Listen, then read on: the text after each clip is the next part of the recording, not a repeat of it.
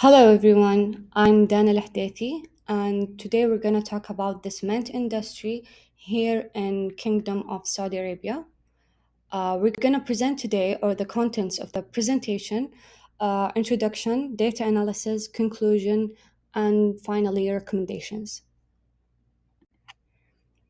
The cement industry here is important and has several contributions to the growth of the regions in which it operates.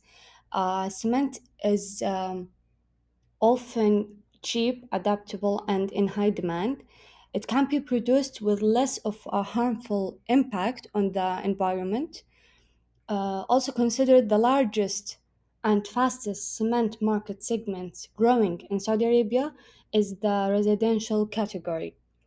In our study today, we plan to utilize industrial concentration measures such as the Harshman-Herfindahl index and the concentration ratio to analyze the market share and sales volume of cement companies operating in Saudi Arabia between 2012 and 2022. By applying these measures, we aim to identify the market type for each year based on the results obtained from the two metrics. We're gonna start with the sales of industry, and we choose the three biggest companies of cement industry in Saudi Arabia, which are Yamama Cement, Saudi Cement, and Eastern Cement. For a decade from 2012 to 2022. So as we see here, starting with the sales of Yamama Cement in 2012 was around 6,000 and then started to decrease a little in the following years until 2020. Then began to raise on 2022 even more sales than 2012 was the highest year 2022. Saudi Cement, the opposite of Yamama Cement, where it started in 2012 and 13 with the high sales, then after that start to decrease.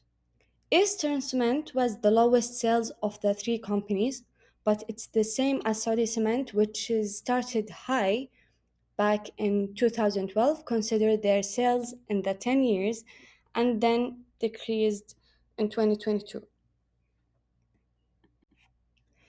Now the shares of industry, um, the share of Yamama Cement, unlike its sales, because it's the lowest shares among these three and started with low shares in 2012 compared to 2022 where it started to increase.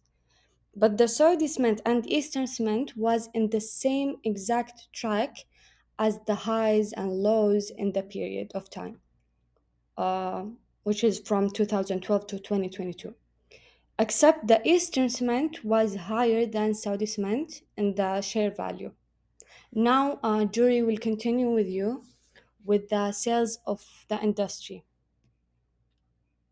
Assalamu alaikum, my name is Judy Nwemi, and today I'll be explaining the graphs of this project.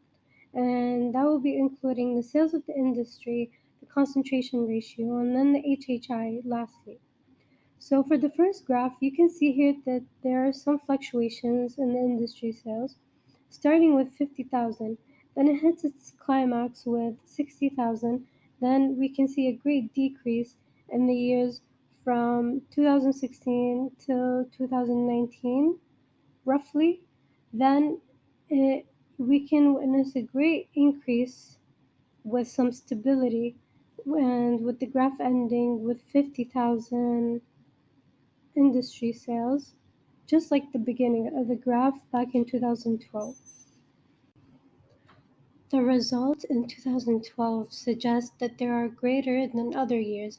You can see in the concentration graph here for both sales and market shares that the fluctuations throughout the years were minimum, showing a stable graph with little change.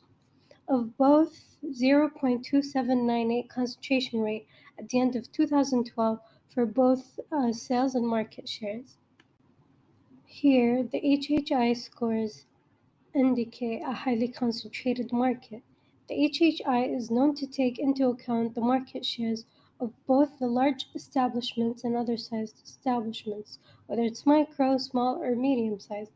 In this case, the higher the HHI score, the more market power it possesses, and in the case of the cement industry, it has shown a monopolistic market according to the HHI calculations.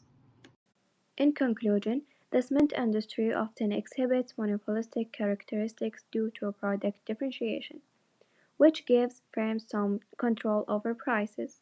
This industry is considered monopolistically competitive because many companies produce similar, but slightly different products, such as different brands or types of cement.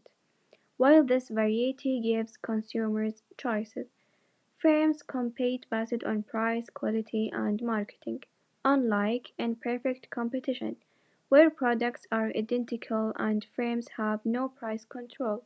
In monopolistic competition, firms can differentiate their products and influence prices. Calculations using concentration ratios and the Herfindahl-Hirschman index confirm that the cement industry belongs to the monopolistic market, as indicated by the numbers obtained. Now I'm gonna answer two questions. The first, what is the market type of this industry? The market type of cement industry in Saudi Arabia is monopolistic competition, and the key features of monopolistic competition market structure include many sellers. There are numerous firms in the market, each producing a slightly different product or service. Production differentiation. Each firm's product is distinct in some way, whether through branding, quality, design, or other factors, giving them some degree of market power. Easy entry and exit. Firms can enter or exit the market relatively easily compared to a monopoly or oligopoly. Non-price competition. Since products are differentiated, firms compete on factors other than price, such as advertising, product features, and customer services. And the next question recommends to improve the industry. First, advanced production techniques. Implement advanced technologies like AI and IoT and automation for efficient production, reducing energy consumption and improving product quality. Sustainable practices. Focus on sustainability by reducing carbon emissions and promoting alternative fuels and using renewable energy sources. Quality control. Implement rigorous quality control measures to ensure consistent product quality and meet industry standards. In a monopolistic market, firms have some degree of control over pricing due to a product differentiation. Here are some recommendations that can benefit monopolistic industries. Innovation and product diversity. Firms attempt to differentiate their products to capture market share, leading to a wider range of options for consumers and adopting innovation. Dynamic efficiency. Competitions in monopolistic market can make firms strive to constantly improve and adopt their products and services to meet changing consumer preferences, leading to dynamic efficiency. Implement advanced technologies like AI and IoT. By implementing these recommendations, it can help firms maintain a stabilized, competitive environment.